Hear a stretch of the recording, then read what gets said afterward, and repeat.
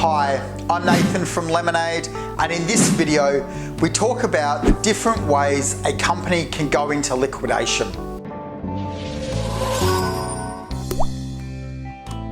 So there are three different ways a company can go into liquidation.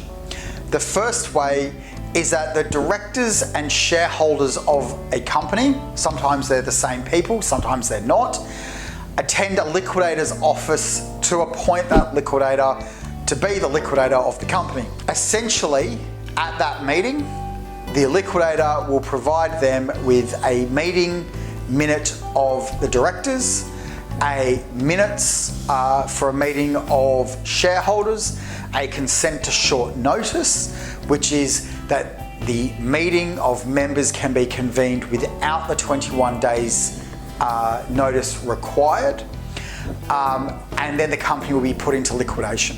Now, you need to make sure that there are 75% in value of shareholders at that meeting. If there's not, it can't be done. So if you have 50-50 shareholders with someone else and they don't want to put the company into liquidation, then you're going to have a problem there. The next way a company can go into liquidation is from the voluntary administration process. So this is where the majority of directors put their company into voluntary administration. The voluntary administrator has two meetings, and either creditors vote that the deed of company arrangement that has been proposed, if one has been proposed, is not accepted, then the creditors can then vote that the company is be placed into liquidation. The final way for a company to be put into liquidation is through the court process. So a creditor might be owed more than $2,000. They have to issue a creditor statutory demand to the company, and if the company fails to answer that demand, then that is an automatic presumption of insolvency.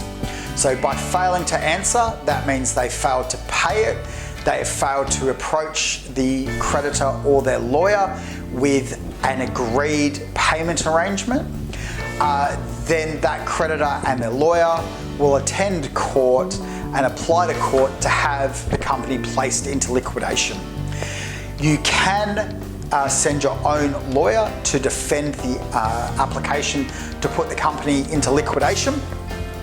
And sometimes the court will grant some leniency to get the debt paid. But you have to have a really valid reason as to why you haven't paid and how that company is going to pay that creditor's debt. I hope that's been of help to you.